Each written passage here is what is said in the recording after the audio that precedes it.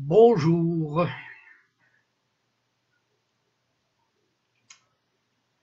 voilà.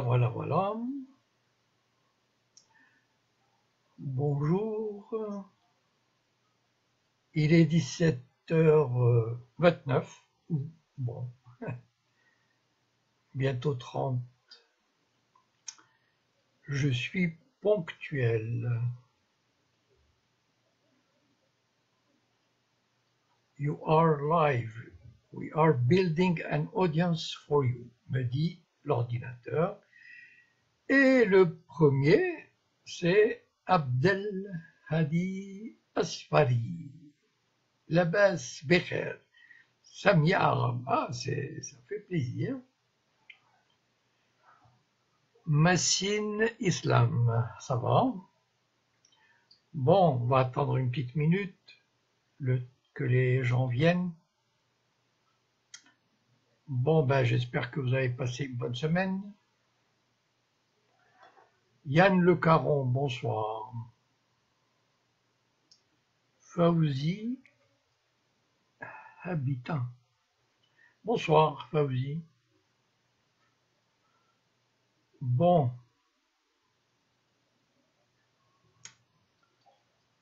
Alors.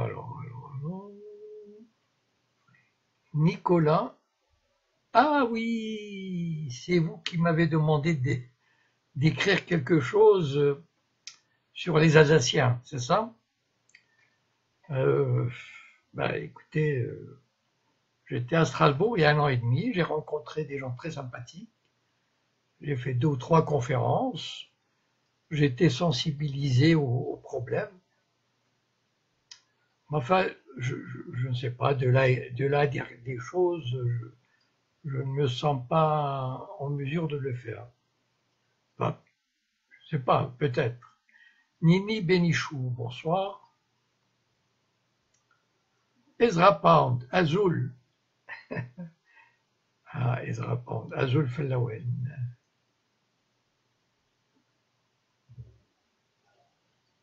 Eh oui, je suis d'accord avec vous, Nicolas. Je ne sais pas s'il y a quelque chose à faire, je le ferai avec grand plaisir. Ok. Bon, donc aujourd'hui, voilà. Bon, aujourd'hui, on va parler de la franc-maçonnerie. Bon. Mais avant, j'aimerais vous dire quelque chose. J'ai la télévision qui, sur le plan technique, connaît parfois des ralentissements. Et en fait, un internaute, la dernière fois, s'est inquiété, c'est très gentil de sa part, si j'allais bien. Parce qu'apparemment, peut-être que l'image n'était pas très claire, ou j'avais l'air je ne sais pas, flou, de trembler. Donc il m'avait dit, est-ce que vous allez bien, monsieur Cohen? Là, ça commence à le faire, je ne sais pas pourquoi. Donc je dis, je vais bien, je vais très bien. Voilà. Donc parfois, je ne sais pas, ça tourne pas assez vite la télévision. Alors, que se passerait-il si l'EFN passe pour les Français d'origine algérienne? Oh, il faut pas trop. Bon, je ne crois pas qu'elle passerait. En tout cas, en 2017, je pense que si elle fait 40%, 42%, c'est très bien pour elle, à mon avis, parce qu'il y a tout le système qui est derrière. Enfin, il y a quand les digues ont commencé à se briser. Hein. Nicolas Dupont-Aignan, il a quand même franchi le Rubicon. C'est courageux de sa part. Mais enfin, elle ne sera pas élue, à mon avis. Elle frôlera les 40-45%, ce qui est déjà pas mal. Et deuxièmement, même si elle est élue, elle n'aura pratiquement aucune majorité au Parlement. Et le système va lui rendre la vie dure. Enfin bon, c'est pas grave. Enfin bon, ce n'est pas notre sujet. Il faut changer les règles du jeu, pas les cheveux.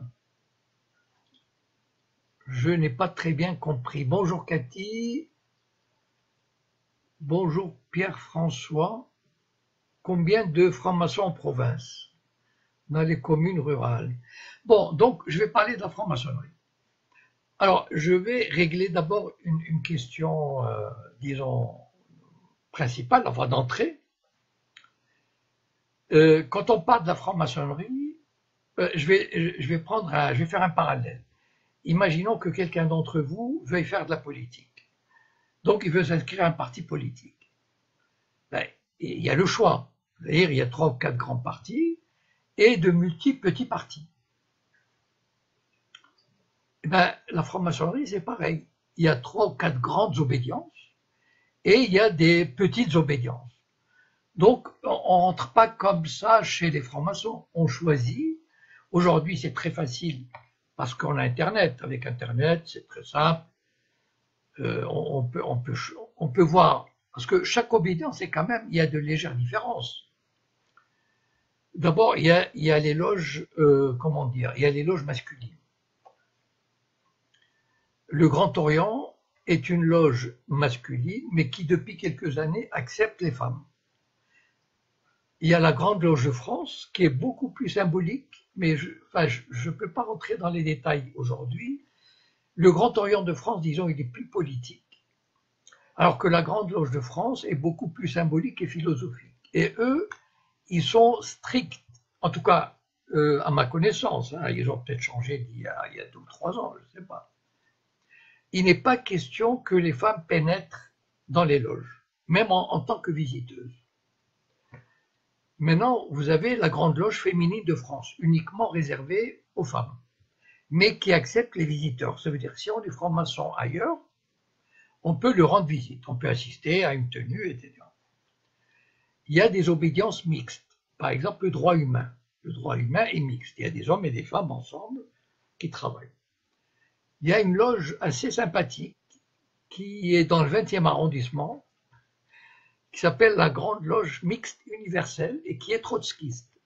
C'est très marrant parce que quand ils commencent les travaux, ils font une déclaration du style « Vive la classe ouvrière », enfin je ne me souviens plus, etc.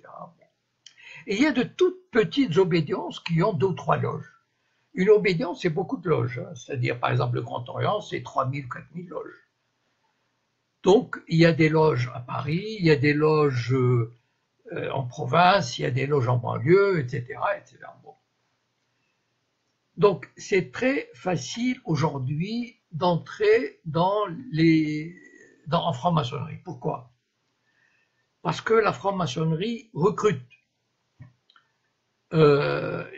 Voilà, c'est-à-dire avant il fallait être parrainé par un franc-maçon. Et aujourd'hui, enfin depuis quelques années, les francs-maçons ont décidé, disons, de s'ouvrir et de recruter le maximum. Si vous avez des questions, posez-les-moi maintenant parce que, enfin voilà, comme ça je vous répondrai, d'accord?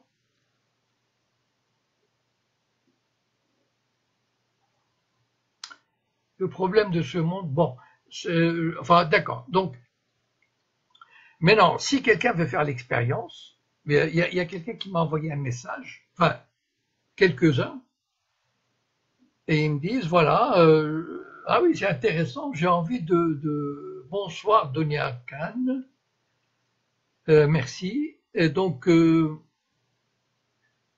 merci pour votre gentil message.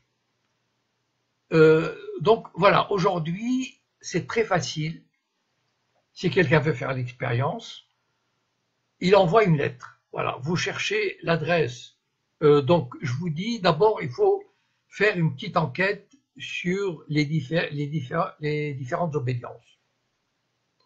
Vous savez, voilà, vous pouvez faire la différence entre le Grand Orient, etc. Si vous êtes une femme, est-ce que vous voulez aller dans une obédience mixte ou uniquement féminine? Enfin bon. Et puis vous regardez l'adresse et vous envoyez une lettre. Bon, il faut que la lettre soit hypocritement sympathique. C'est-à-dire, c'est comme quand vous faites comment on appelle ça quand on veut prétendre à un job, on fait une lettre de motivation. Une lettre de motivation, ça veut dire, on dit, voilà, je suis courageux, je suis travailleur, enfin bon, je corresponds parfaitement au profil, enfin bon. Vous faites du baratin. Bon. Si vous faites comment dire, si vous faites une candidature spontanée pour une obédience, il faut dire que, même si vous ne pensez pas, c'est pas grave. Et il faut dire, voilà, ça fait longtemps que j'admire la franc-maçonnerie pour son combat pour la justice, l'égalité, la fraternité, la solidarité. Je serais très heureux d'intégrer votre association. J'ai envie de travailler. Voilà, voilà. En fait, c'est ça ce qu'il faut faire. Hein. Si vous avez envie de faire cette expérience. Et après, on va vous contacter. Voilà, monsieur, ils vont vous donner rendez-vous. Il y a quelqu'un qui va vous donner rendez-vous dans un café, probablement. Et puis, il va vous tester. Et puis après, il va lancer ce qu'on appelle les 3 enquêtes. C'est-à-dire,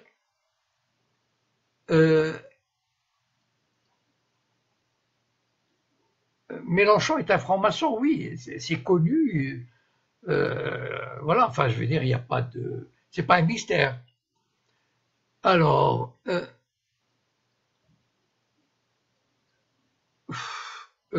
c'est pas vraiment le sujet aujourd'hui, je suis désolé, Nader, parce que bon, la franc-maçonnerie va nous prendre quand même pas mal de temps.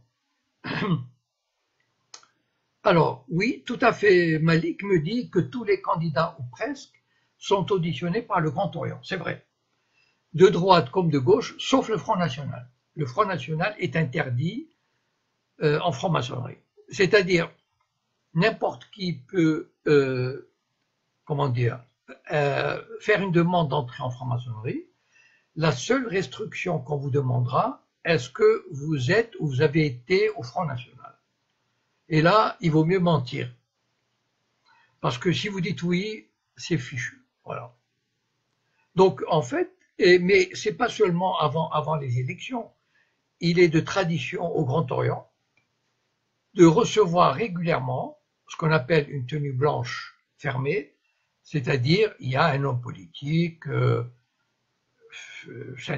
un syndicaliste, etc., qui viennent ce qu'on appelle plancher, c'est-à-dire ça se fait dans le grand temple de la rue Cadet où il y a 300-350 places, et pratiquement tous les hommes politiques y passent. Hein, c'est ce qu'on appelle Collard serait du RER. Ça n'existe pas le RER. Le RER est un rite.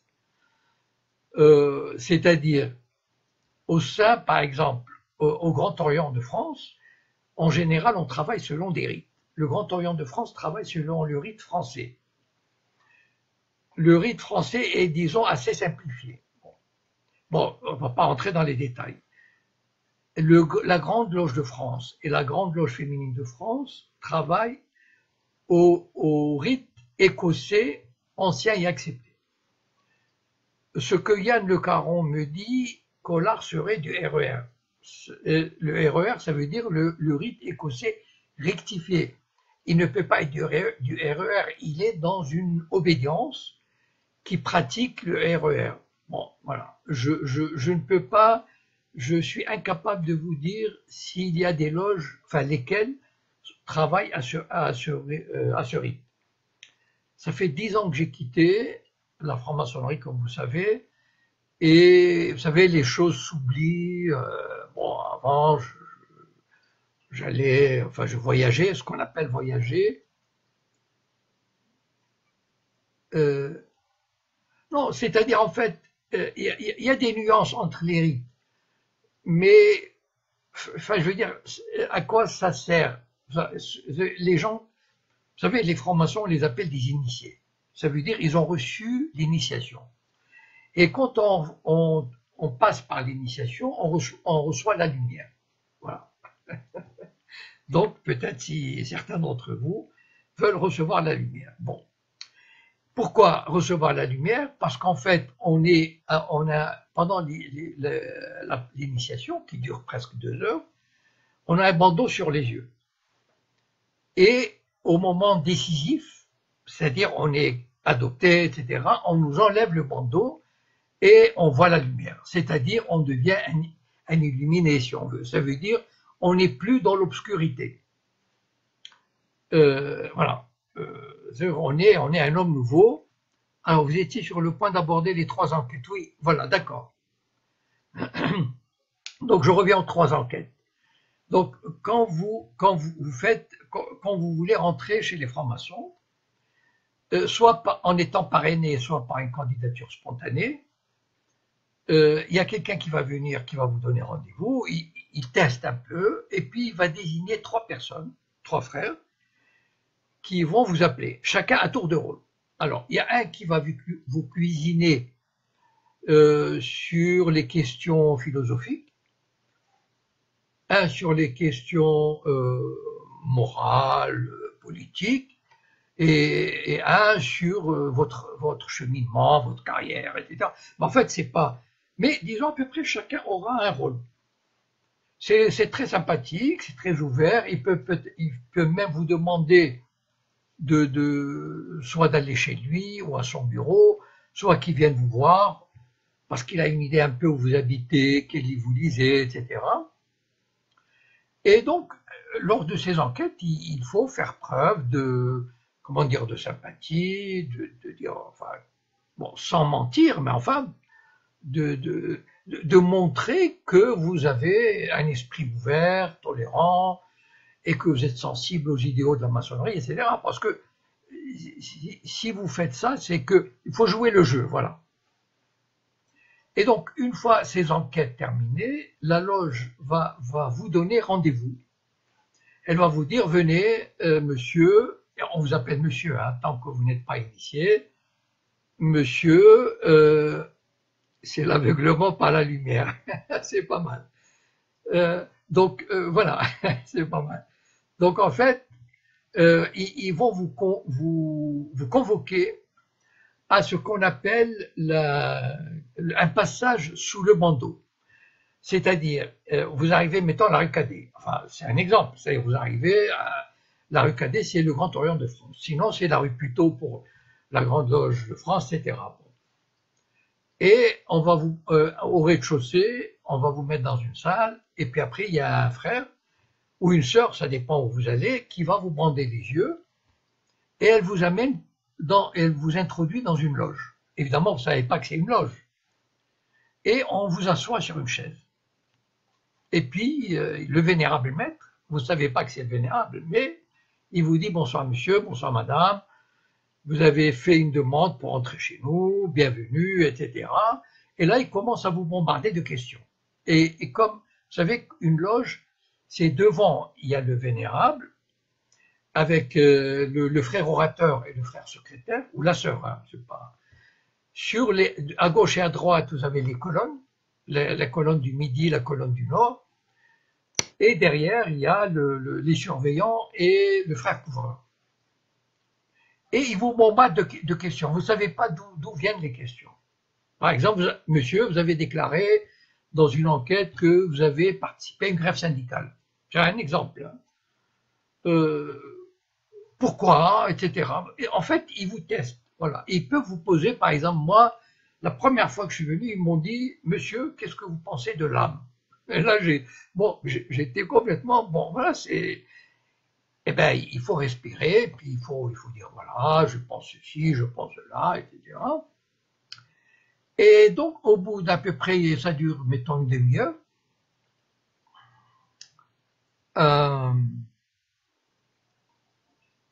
on vous dit, eh bien, monsieur, madame, au revoir, on vous contactera.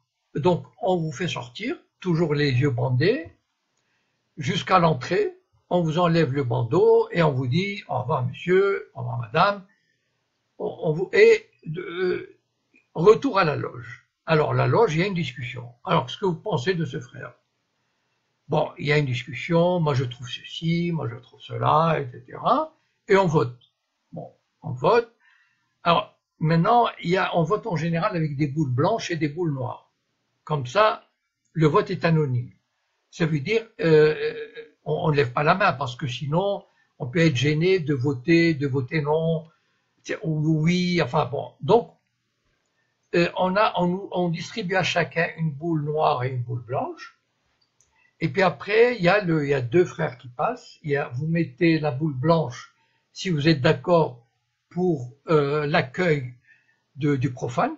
Donc, celui qui frappe, ce qu'on appelle, ça c'est une formule, celui qui frappe à la porte du temple, c'est un profane. D'accord? Donc, et on fait rentrer, enfin, vous mettez une boule blanche dans le sac blanc, si vous êtes d'accord, ou sinon vous mettez une boule noire, ça veut dire si vous n'êtes pas d'accord. Et dans un autre sac, vous mettez l'autre boule enfin, comme ça, personne ne voit ce que c'est. Donc c'est vraiment anonyme. Les deux sacs sont menés devant le vénérable maître, on vide les boules blanches et on vide les boules noires. Et on compte. Alors, maintenant, il y a des loges qui demandent l'unanimité. Il y a des loges qui demandent une majorité des 2/3, etc. Enfin bon, si c'est conforme, le vénérable va appeler le profane le lendemain, lui dire « Bonjour monsieur, je suis enchanté de vous dire que la loge a accepté votre candidature. Donc, je vous donne rendez-vous le mardi 13 février pour l'initiation. » Voilà. Et là, on passe l'initiation. Bon, je vous passe les détails parce que vous pouvez trouver ça sur Internet, etc. Ça dure à peu près 1h30, 2 heures. Et à la fin, on vous dit, on vous enlève le bandeau et on vous dit, vous êtes initié, vous êtes notre frère. Bon. Et là commence comment dire, la vie maçonnique. Ça veut dire, les 2 premières années, vous êtes apprenti, c'est-à-dire vous n'avez pas le droit à la parole, enfin, il y a des rituels, etc. On porte un tablier blanc d'une certaine manière et tout. Bon. Maintenant, enfin, ce sont des détails que vous pouvez trouver facilement. Enfin, si quelqu'un veut des détails, je peux les donner, mais à mon avis, ce sont des choses qu'on peut trouver sur les réseaux sociaux, sur Internet, etc. Bon, maintenant, à quoi ça rime tout ça? C'est ça où je veux en venir. Et avant de parler de ça, puisqu'on m'a posé une question, il y a quelqu'un qui m'a demandé qu'est-ce que ça a à voir avec le Bnei Brit. Bon, vous savez, le Bnei Brit, ça fait fantasmer. Hein. Bon. Et à juste titre d'ailleurs. Alors, le Bnei Brit, c'est comment dire, c'est de la franc-maçonnerie juive internationale. Il faut être juif pour y être. Bon, ça peut sembler un peu raciste, mais c'est comme ça. Voilà. Ça a été fondé aux États-Unis en 1843. Le Bnei Brit, ça s'appelle, c'est en hébreu, ça veut dire les enfants d'alliance. Bon. Et en fait, ce qu'on ignore souvent, c'est que l'Amérique est un pays vachement antisémite, où il a toujours été. Bon, même maintenant, enfin bon, je veux dire, c'est vrai qu'avec la propagande, Israël, la Shoah, etc., bon, c'est mal vu, mais disons que les États-Unis est un pays, surtout dans les hautes sphères. Par exemple, je vais vous donner 2 exemples. Il y avait des hôtels à New York, il y avait ce qu'on appelle des country clubs, des clubs de golf, etc., qui étaient interdits aux Juifs. Croyez-moi si vous voulez, mais c'était comme ça. Et je vais vous donner 2 références. Vous connaissez, comment il s'appelle, Georges Simenon. Il a écrit un livre, enfin il a écrit des dizaines de livres, mais il y a un livre sur, j'ai oublié le titre, je crois que c'est Si j'étais un homme, enfin je me souviens plus. Il racontait, enfin il y a plusieurs livres qui racontent sa vie, il a beaucoup vécu aux États-Unis, notamment en Arizona, etc. Et en 1935, il était de passage à New York. Et en 1935, c'était un grand monsieur, très connu, très riche, etc. Enfin bon. Et donc, il y a un copain à lui, enfin, un metteur en scène, un Français, il lui dit, écoute, tu sais, c'est très difficile d'avoir une chambre ou une suite dans tel hôtel, toi qui connais le directeur, est-ce que tu peux m'avoir? Il m'a dit, bien sûr. Donc, il va voir le directeur, Georges Simenon quand même, bon, il dit, c'est pour mon ami, d'accord, il n'y a pas de souci. Et là, 2 jours après, le directeur de l'hôtel, il dit à Georges Simenon, vous savez, Georges, vous m'avez mis dans le pétrin. Il dit, pourquoi? Il dit, mais vous m'avez pas dit que votre ami est juif. Il dit, alors, enfin, notre hôtel est interdit aux juifs, quand même, enfin bon. Et une autre anecdote, comment elle s'appelle déjà, celle qui a écrit Françoise Sagan. Françoise Sagan, dans son livre de souvenirs, Françoise Sagan a écrit Bonjour Tristesse en 1952-53. Et ça a été un best-seller mondial. On ne peut pas imaginer, enfin, je veux dire, elle a écrit, elle avait 18 ans, c'était absolument phénoménal. Phénoménal. Bon, donc elle est partie à New York, évidemment, on a invité à New York, et elle est restée un mois. Donc elle a visité des universités, etc. Et une fois, elle était en route dans un très grand hôtel du Connecticut. Vous savez, le Connecticut, c'est juste à côté de New York. Enfin, et elle a dit, j'étais vraiment... Et elle a vu un écriteau, hein, interdit aux Juifs. Et donc, la franc-maçonnerie, à l'époque, dans le 19e siècle, était interdite aux Juifs. Bon, et donc, les Juifs ont créé leur propre organisation maçonnique. Comme ils ont créé, par exemple, des country clubs pour les Juifs.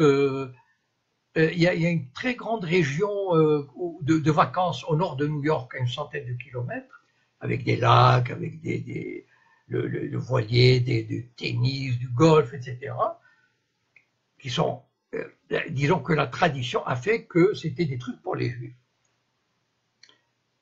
Et donc, si le Bnai Brit au départ était quelque chose de maçonnique, c'est-à-dire, c'est quoi maçonnique? Ça veut dire, il y a l'initiation, il y a le symbolisme, etc. Petit à petit, ces caractéristiques maçonniques ont disparu du Bnai Brit. C'est-à-dire qu'aujourd'hui, un membre du Bnai Brit ne peut pas venir au Grand Orient de France. C'est-à-dire qu'il ne peut pas y avoir des gens de bons procédés, parce qu'il n'est pas reconnu comme tel. Il n'a pas reçu la vraie initiation maçonnique. Donc le Bnai Brit est devenu plutôt une organisation... le Bohemian Club, je ne connais pas, je suis désolé. Alors, bon, où en étais-je? Oui, donc le Bnai Brit est devenu une organisation, comment dire, sociale, et depuis la création d'Israël, depuis 1948, est devenu une organisation politique. C'est-à-dire, le Bnai Brit est totalement derrière Israël, derrière le sionisme, etc. Donc, imaginez 500 000 membres, et c'est pas n'importe qui. Je vais vous donner un exemple. Il y a quelques années, je crois que c'était dans les années 90, je crois que j'ai lu ça dans un livre. Vous savez, Emmanuel Ratier avait écrit un livre sur le Bnai Brit. Il a repris les recherches d'Henri Coston. Bon, faites des recherches, vous allez trouver. Il avait raconté cette histoire. Vous allez voir, enfin, c'est quand même incroyable. Il y a une organisation arabe, je crois libanaise, enfin je ne sais pas, je ne me souviens plus, bon, culturelle, qui a écrit à une très grande société pétrolière, genre Texaco, enfin, je sais pas, bon. Et ils lui ont dit, voilà, on a une organisation culturelle et tout, donc le directeur de Texaco, enfin le directeur, le responsable, machin, il a fait un petit chèque de 20 000 $. 20 000 $, c'est rien, enfin je veux dire, c'est comme si on donnait 10 centimes à un SDF ici. Seulement, c'est ça, le Bnai Brit, il n'a pas supporté que des Arabes reçoivent de l'argent pour se développer culturellement, etc. Les sionistes, eux, ils aiment bien recevoir de l'argent. Par exemple, il y a quelques semaines, il y a un grand metteur en scène américain, celui qui a fait le truc, des requins, là, je sais plus, bon, Spielberg, voilà. Et c'est officiel ce que je vous dis. Hein. Donc Spielberg a réuni quelques copains à Los Angeles, à Hollywood, et metteurs en scène, producteurs, etc. Ils ont bu un coup, patati patata, et ils ont réuni 31 millions de $ pour Israël. Juste comme ça. Mais le Bnai Brit n'a pas supporté qu'une organisation culturelle arabe reçoive 20 000 $.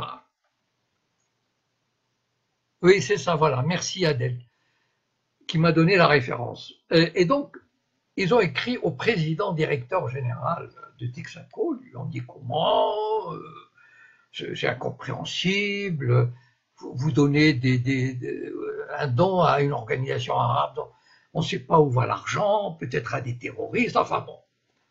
Et nos adhérents ne seraient pas très contents s'ils apprenaient, patati, enfin vraiment une lettre de menace quasiment. Et le président directeur général de Texaco, il a envoyé une lettre d'excuse et il a dit voilà, je suis désolé, ça ne se reproduira plus, etc. Donc voilà la puissance, enfin bon, ça c'est une anecdote, mais imaginez ces gens du Maybury qui sont à New York dans les institutions financières, qui sont à Los Angeles dans l'industrie du cinéma, comme Spielberg par exemple, comme je viens de raconter, dans la télévision, dans les médias, etc., la puissance, le levier qu'ils peuvent avoir, la force politique qu'ils peuvent avoir.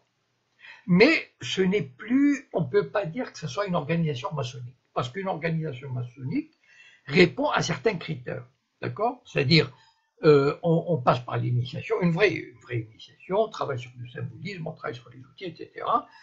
Le Maybury se réunit comme un peu comme un truc social, quoi. Ça n'a rien à voir. Voilà, donc c'est pour fermer la parenthèse Maybury.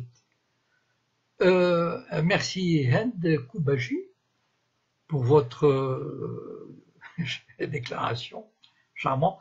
Alors voilà, donc les francs-maçons au départ, c'est-à-dire 1720, 26, enfin bon, c'était des gens qui se réunissaient, enfin, c'est-à-dire petit à petit, en général, c'était plutôt des gens qui appartenaient à la noblesse, des gens qui appartenaient, enfin, dire qui étaient à l'avant-garde de la société, l'avant-garde culturelle, philosophique, la noblesse, etc.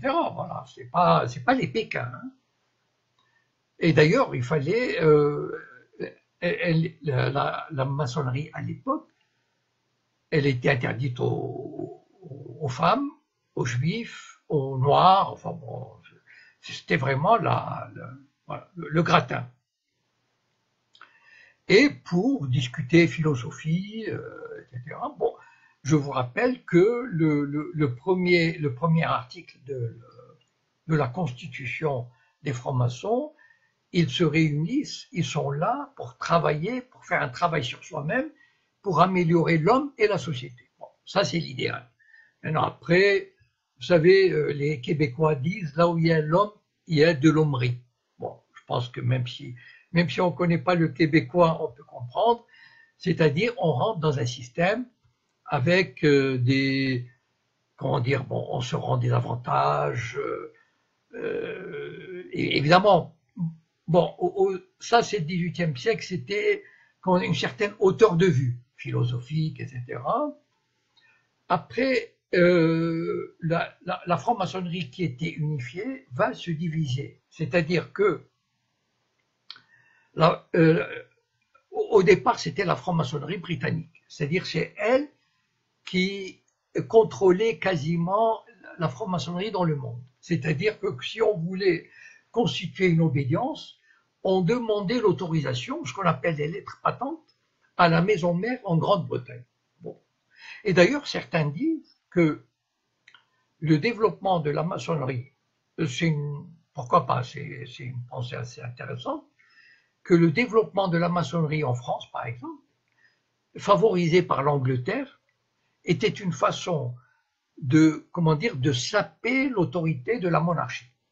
Parce que la franc-maçonnerie véhiculait des idées de progrès, de tolérance, d'anticléricalisme, c'est-à-dire d'anticatholicisme. Et donc ça aurait pu être le cas, connaissant le cynisme des Britanniques. Alors, connaissant je vais essayer de répondre à Maurice Pierre Jossot.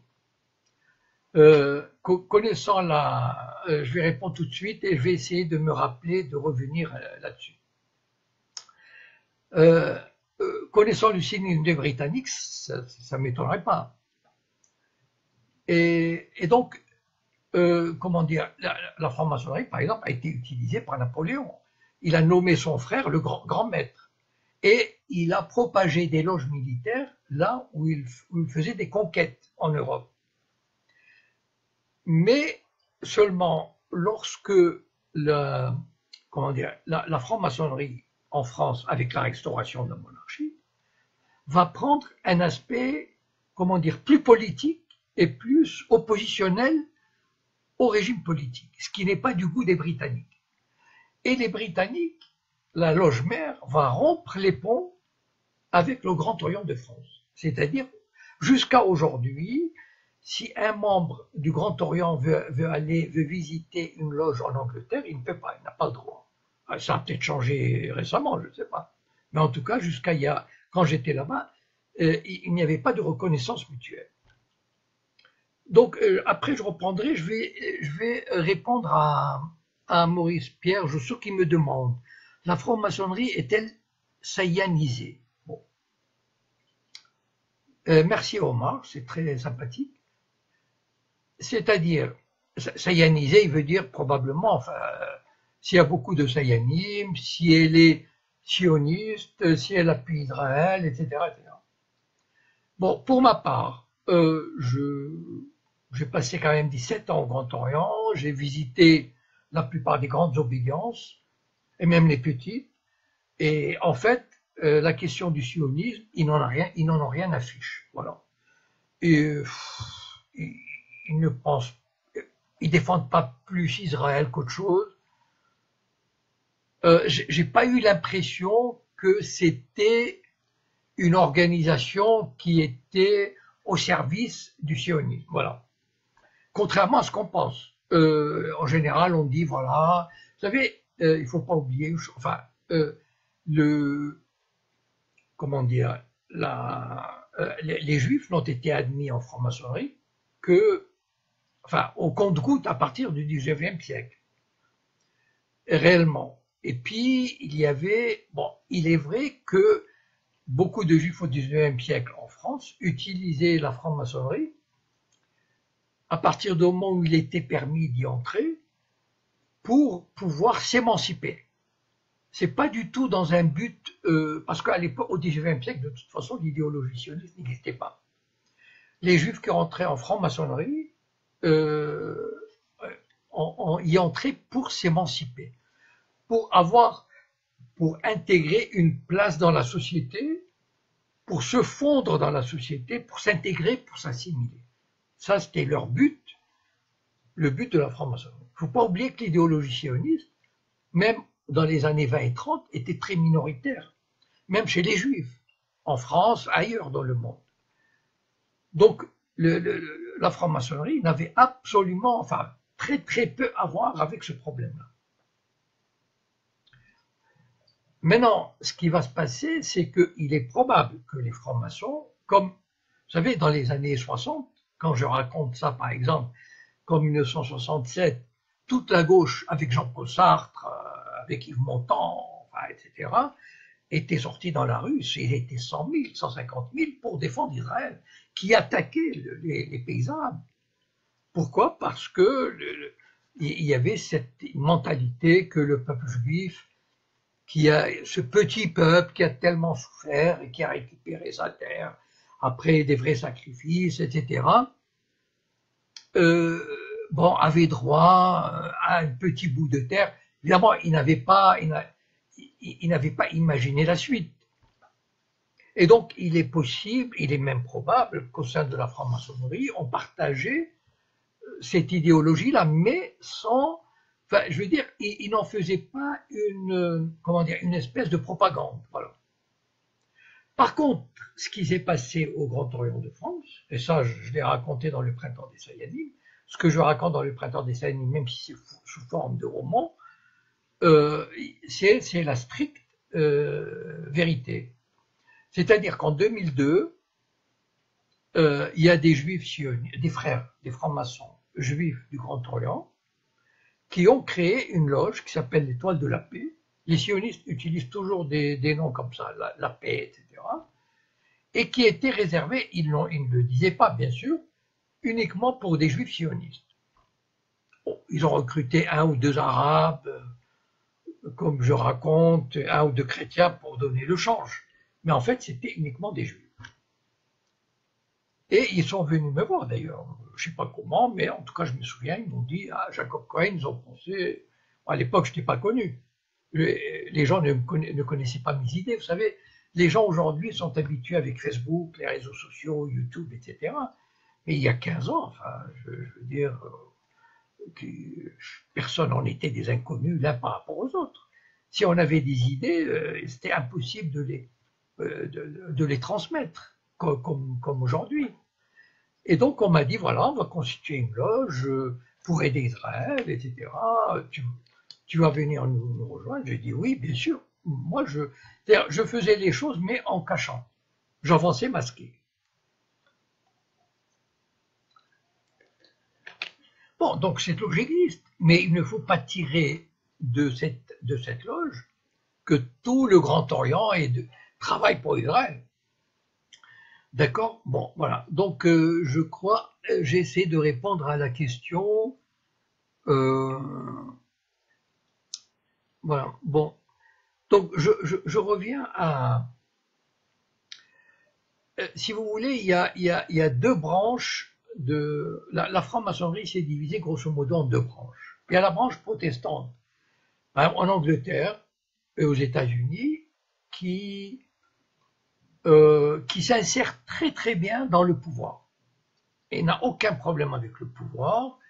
Et d'ailleurs, en Grande-Bretagne, il est de tradition, d'ailleurs je crois que ça continue, que le grand maître suprême de la loge est un membre de la famille royale.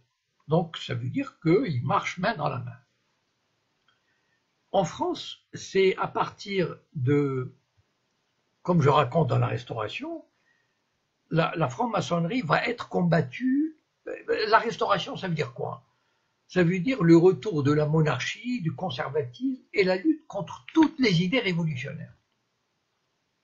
Et on avait assimilé la franc-maçonnerie aux idées révolutionnaires. Et donc, la franc-maçonnerie a été persécutée et politiquement, religieusement. Pour l'Église, ça devenait sa bête noire. Par exemple, celui qui rentrait en franc-maçonnerie, il était excommunié. À l'époque, ça voulait dire quelque chose quand même. Et donc, c'était une guerre ouverte. Enfin, ouverte, c'est-à-dire pas avec les armes, mais c'était très, très violent, très tendu entre le pouvoir et l'Église, le pouvoir qui était très conservateur et l'Église, et la franc-maçonnerie qui représentait une forme d'opposition. Et c'est comme ça qu'on est arrivé. Bon, finalement, c'est la franc-maçonnerie qui l'a emporté. Avec la loi de séparation de l'Église et de l'État, la franc-maçonnerie a mis la main sur l'éducation, sur l'école, etc. Et aujourd'hui, elle tient le haut du pavé. Bon. Maintenant, comment ça se passe quand on est franc-maçon? Alors, les gens croient, quand on est franc-maçon, on a sa carte, enfin, truc, et toutes les portes s'ouvrent. Voilà. C'est pas vrai du tout. Mais vraiment, ce n'est pas vrai. Voilà. Il faut vous sortir. Si vous entrez en franc-maçonnerie pour faire du business, bon, pour faire du business, il y a la Grande Loge nationale de France. Mais pour le reste, c'est-à-dire qu'en fait, 90% des francs-maçons, à peu près, enfin, c'est ce que j'ai constaté, sont des gens qui rentrent et qui restent parce qu'en fait, c'est très ennuyeux. Il y a une routine terrible en franc-maçonnerie, je vous assure. C'est-à-dire, au bout de 4-5 ans, on a vite fait le tour. C'est une répétition constante. Chaque année, il y a une ou deux initiations, il y a un passage sous le bandeau, on entend les mêmes planches sur l'équerre et le compas, sur le pavé mosaïque, et patati, et patata. Et puis à la planche pour l'augmentation de salaire de l'apprenti à compagnon, puis de compagnon à maître. Ça, c'est... Bon, il n'y a pas grand-chose. Hein. Au bout de 4-5 ans, on a vite fait le tour. Pourquoi les gens restent? Parce que finalement, on se constitue une nouvelle vie sociale. C'est-à-dire que quand on rentre, on rentre plus ou moins, on commence à se faire des amis, on partage des repas, on se fait inviter, etc. Et donc, au bout de 4-5 ans, on se dit, bah, finalement, j'ai des bons amis, ou quelques amis. Vous savez, par exemple, moi, je me souviens, j'allais dans un milieu féminin, dans la Grande Loge féminine de France. J'étais très familier avec une loge. Et donc, avec une sœur, avec qui j'étais très ami, pendant une vingtaine d'années. Et chez elle, bon, elle faisait pas mal de dîners, etc. Mais quasiment, c'était tout le temps que des francs-maçons. Quasiment. Et donc, ça tournait toujours autour de la franc-maçonnerie, etc. Et donc, c'est très difficile pour quelqu'un de se dire, bon, je coupe, et puis je reprends ma vie ailleurs, autrement. Et ça, c'est ça qui est difficile, parce qu'en fait, on peut très facilement quitter la franc-maçonnerie. Vous savez, il y a certains qui pensent, oh là là, c'est difficile. Pas du tout. À la limite, mais vous n'avez même pas besoin de démissionner. Enfin, je veux dire, si vous pouvez faire ça de façon, comment dire, pas vulgaire, mais illégale ou ce que vous voulez, vous pouvez, vous donnez plus suite. Vous n'apparaissez plus, c'est tout. C'est très facile de quitter. Et il y en a qui le font, mais c'est plutôt rare pour la raison que je viens de dire.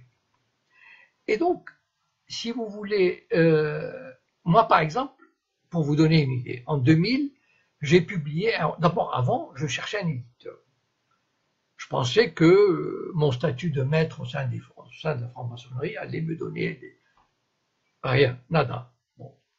Après, quand j'ai publié mon premier roman, mon deuxième, j'ai cherché par je veux dire qu'on fasse un article, etc., une interview, rien du tout.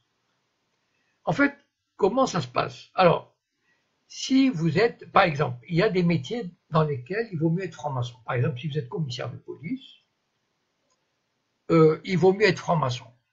Voilà, parce qu'on sait que si on est franc-maçon, on a du soutien. Et puis, si par exemple, vous avez entendu parler des tribunaux de commerce, là où il y a une mafia financière qui pille carrément les entreprises en faillite, les tribunaux des commerces sont entre les mains des francs-maçons. Bon, voilà. Mais ça, ce sont des minorités. Si vous voulez, un franc-maçon, moi, comme j'ai connu, comme j'étais, etc., c'est des gens qui n'ont pas de pouvoir, ils vivent tranquillement leur vie, ils viennent 2 fois par semaine, ils font semblant de dire oui, machin, ils font les gestes et tout, ils bouffent. Voilà, ça c'est important. C'est important les agapes. Voilà, on se fait une bonne bouffe après, et en fait, ça finit comme ça. Maintenant, maintenant pour les 90%, il reste 10% de gens qui, comment dire, il y a toujours des malins. Vous savez, vous les mettez n'importe où, ils sont capables de faire des affaires, etc. J'essaierai de répondre à votre question, Maya, quand j'aurai fini ça. Alors, il y a ce qu'on appelle les fraternels en franc-maçonnerie. C'est-à-dire, par exemple, vous appartenez comment dire, au corps des inspecteurs des impôts, par exemple. Alors, il y a ce qu'on appelle une fraternelle, c'est-à-dire des gens, enfin des frères ou sœurs de diverses obédiences qui se réunissent une fois par mois autour d'un bon repas, un bon gueuleton, et on échange des cartes de visite. Voilà. On fait semblant de faire une conférence, mais en fait, voilà, je te rends service, tu me rends service. Puis, il y a des gens qui savent. Il y a des gens qui savent se constituer des réseaux. En fait, en franc-maçonnerie, il faut savoir se constituer des réseaux. Voilà. Et ça, il faut, en fait, en franc-maçonnerie, pourquoi avec moi ça n'a pas marché? Parce que j'avais rien à offrir aux frères qui pouvaient m'aider. En plus, je ne pouvais même pas leur payer un bon gueuleton. Voilà. Un franc-maçon, si vous voulez qu'il vous rende service, emmenez-le au moins au restaurant, un bon restaurant. Et si vous ne faites pas ça, c'est même pas la peine. Et c'est vrai qu'en fait, bon, de temps en temps, je sais pas, par exemple, dans ma loge, il y avait un expert comptable commissaire aux comptes. Un jour, il avait quelques ennuis avec les finances, les impôts. Il se trouve qu'on avait quelqu'un dans les impôts qui lui a arrangé l'affaire. Mais ça, je veux dire, si vous êtes depuis 20 ans dans un parti politique, dans une section, et vous connaissez un inspecteur des finances, il vous rendra service. Ce que je veux dire, c'est qu'il ne suffit pas d'avoir la carte de franc-maçon et toutes les portes vont s'ouvrir devant vous. Ce n'est pas vrai du tout. Et les francs-maçons sont des gens qui sont capables des coups tordus le plus dégueulasses. Voilà. Que vous le sachiez, la fraternité, c'est juste pour du beurre. C'est la fraternité pour des gens qui se connaissent, qui s'apprécient, qui ont des choses à échanger. Voilà. Mais sinon, c'est pas la peine d'y compter.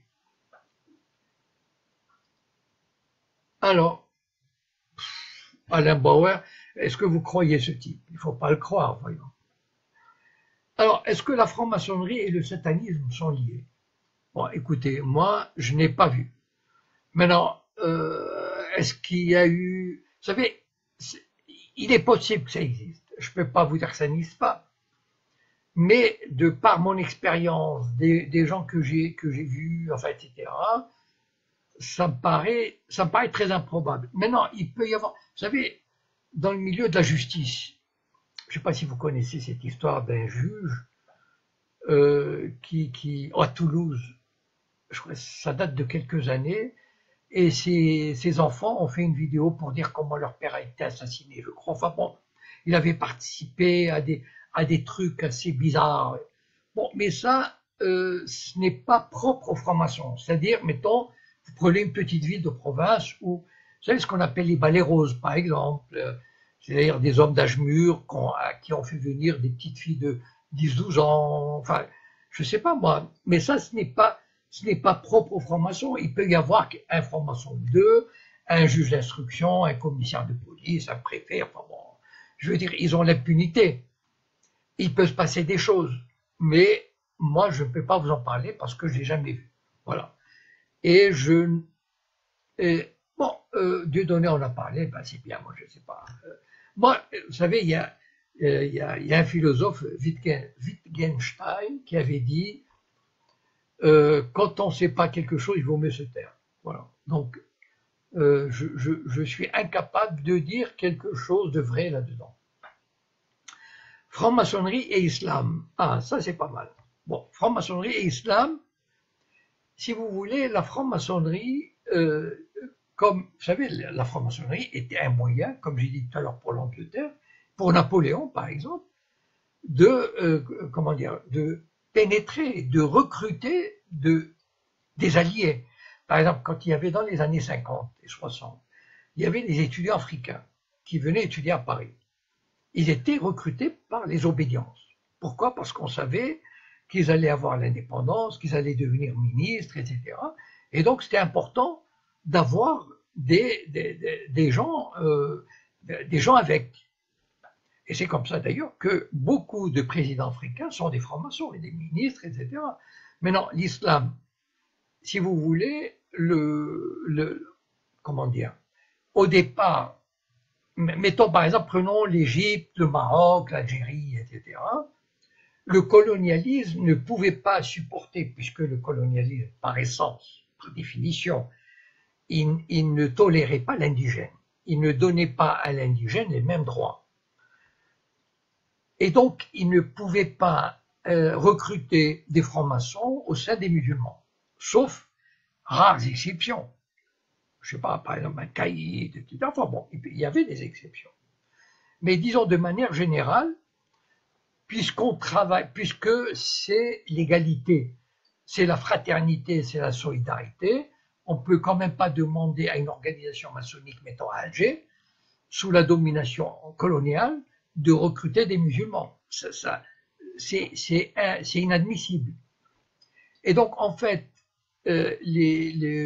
comment dire, ce qui s'est passé pour les populations musulmanes colonisées, c'était marocaines, algériennes, égyptiennes, etc. Elles ont toujours vu dans la franc-maçonnerie, comment dire, une espèce de pénétration du colonialisme. Et après les années 40, du sionisme. C'est-à-dire que pour eux, pour les populations, pour les régimes arabes, la franc-maçonnerie était quelque chose de lié avec l'impérialisme, avec le colonialisme, avec le sionisme. Ce qui n'était pas faux totalement. Et donc, ils mettaient des bâtons dans les roues à la poursuite des activités maçonniques dans leur pays. Et dans la plupart des pays arabes ou musulmans, pratiquement la franc-maçonnerie est inexistante. Au Maroc, par contre, je connais un peu, enfin je connaissais un peu parce que maintenant j'ai plus de liens, mais il y a eu dans les années 90-2000, surtout avec l'ouverture du régime, enfin l'ouverture vers le capitalisme mondial, etc., une implantation, en fait ce sont des filiales. Au Maroc, par exemple, ce sont des filiales des grandes obédiences, des filiales du Grand Orient, bon, à la sauce marocaine. Mais je pense qu'en Algérie, ça doit être interdit, à mon avis. Enfin, bon, ou alors, disons, de façon très très discrète.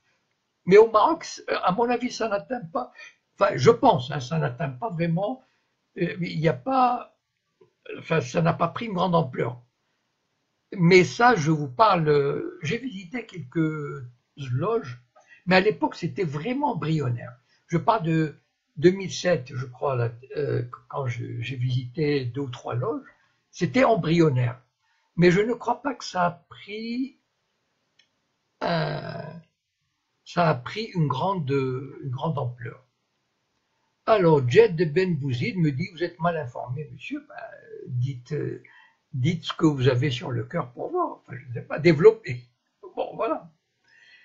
Et voilà, donc en fait, dans la franc-maçonnerie, il y a quand même un rapport colonial.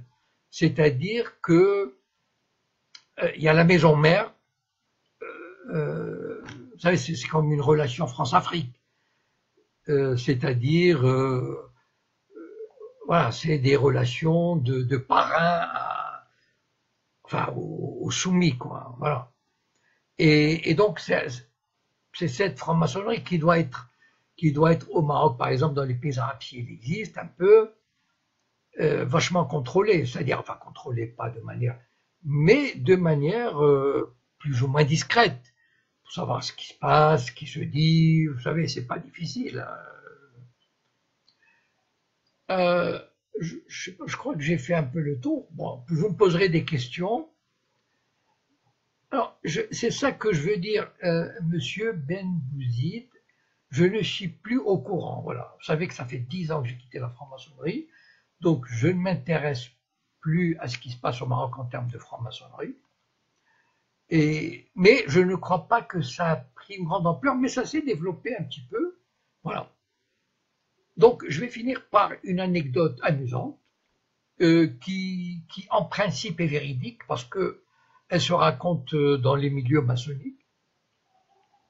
Alors, il y a, en fait, on la raconte autant pour Giscard d'Estaing que pour le Hassan II. Enfin, le défunt Hassan II, qui, un jour, Hassan II, enfin, je ne sais plus qui l'a raconté, enfin, a voulu rentrer en franc-maçonnerie. Enfin, il a voulu savoir ce que c'était, voilà. Je sais pas, il s'est piqué de... c'est une expérience. Mais quand on lui a expliqué, il a dit, quand même, un roi, je veux dire, je vais quand même pas passer par le grade d'apprenti, de compagnon, je veux être maître du premier coup. Et il paraît que ça s'est pas fait. Enfin voilà. Bon, c'est une anecdote. Il y a beaucoup d'anecdotes amusantes qui circulent.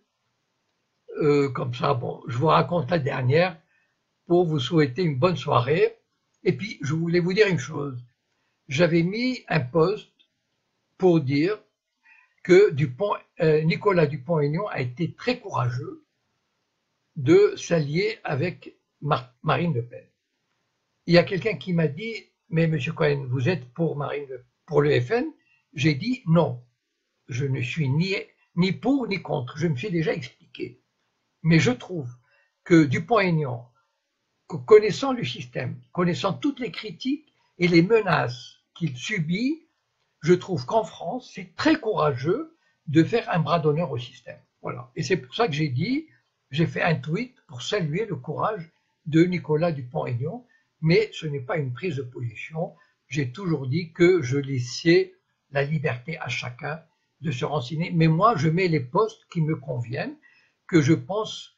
Et d'ailleurs, j'avais mis peu auparavant un post pour dire que Marine Le Pen s'était soumise au lobby juif ou judéo-sioniste parce qu'elle avait éjecté le président par intérim qu'elle avait nommé sous prétexte qu'on avait trouvé que dans l'an 2000, il avait dit il faudrait vérifier les trucs des chambres à gaz, on ne sait pas. Hein.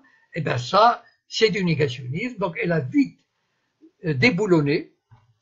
Et voilà. Et donc, voilà, je critique ça comme soumission au système. Donc, sur ce, je vous souhaite une bonne soirée. Et puis, je sais pas, peut-être à la prochaine. Enfin, sûrement à la prochaine. Vendredi, probablement. Je vous tiendrai au courant. Merci de votre amitié et bonsoir.